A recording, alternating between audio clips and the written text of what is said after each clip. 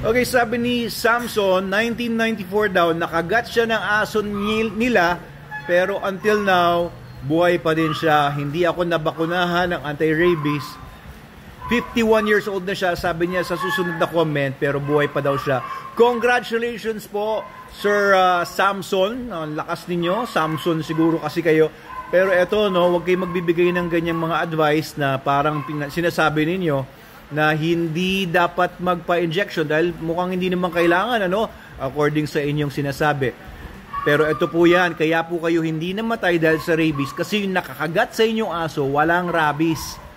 Walang rabies yung nakakagat sa inyong aso. Number one, ang mga aso, hindi po pinapanganak yan, hindi natural sa kanila ang rabies. Ang rabies ay virus na nakukuha sa mga aso, usually mga asong kalye o mga askal kasi sila ang mga nakakasalamuha sa iba pang mga aso ng mga walang bakuna usually.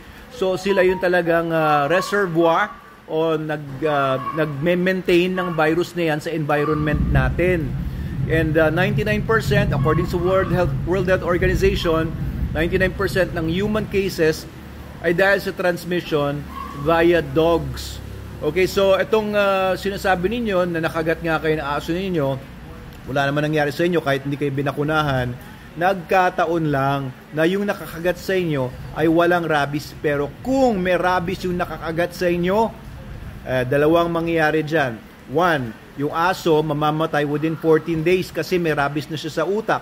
And bago naman maglabas ng rabies ang aso sa laway niya, dadaan muna sa utak yan bago pumasok sa salivary glands. Pangalawa, kayo ay mamamatay within 2 to 4 months on average. Minsan mas mabilis doon, minsan mas mabagal doon, minsan abot ng 1 year. May mga cases na nagsasabi na 5 years, 10 years, pero rare na yon. Average 2 to 4 months, tigok po kayo. Kaya wag isasawalang bahala ang kagat ng aso or kalmot, ganun din kagat o kalmot ng pusa. Magpa-injection po kayo, pumunta kayo kagad sa Animal Bite Center or sa inyong ospital para magpa-injection. At talaga namang nakakapraning yan. Kaya sa balitang narinig ko kanina, 3,000 araw-araw ang nagpupunta dun sa San Lazaro para magpa-injection ng anti-rabies. O ganyan ka nakakapraning po kasi talaga dahil hanggang mga 300 tao ang namamatay taon-taon dito po sa Pilipinas dahil sa rabies. So hindi po yan simpleng bagay. And ang ano naman natin, ang ating gobyerno ay dapat ginagawa nila yan seryoso, pero medyo natutulog-tulog ang ilang mga government officials natin, mga LGUs. Kasi yung rabies po ay masasawata unang-una by, of course, giving anti-rabies vaccines, and of course yung pag-control din ng animal population through spaying and neutering.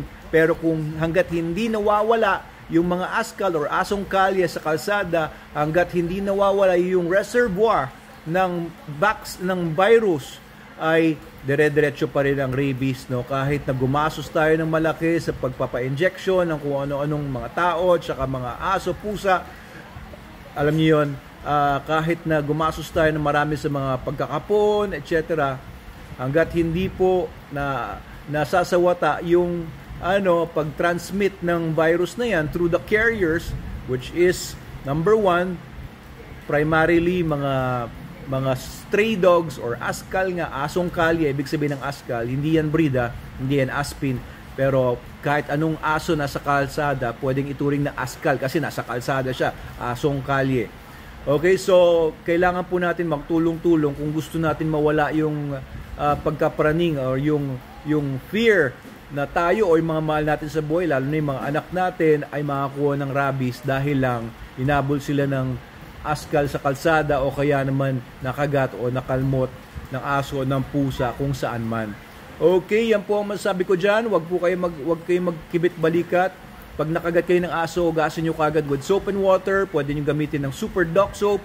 Available po yan sa TikTok, Shopee, and Lazada natin. Pwede rin po kayong gumamit ng mga anti-bac soap. Pwede rin yung dog soap natin. Gamitin nyo Super Dog Soap para po mamatay yung virus, bacteria, and fungus ng mga sanhi or mga pumasok sa inyo because of the bite or contact with animals. Alright, thank you po, Doc Abel Manalo po ito. At please follow and share our page for more.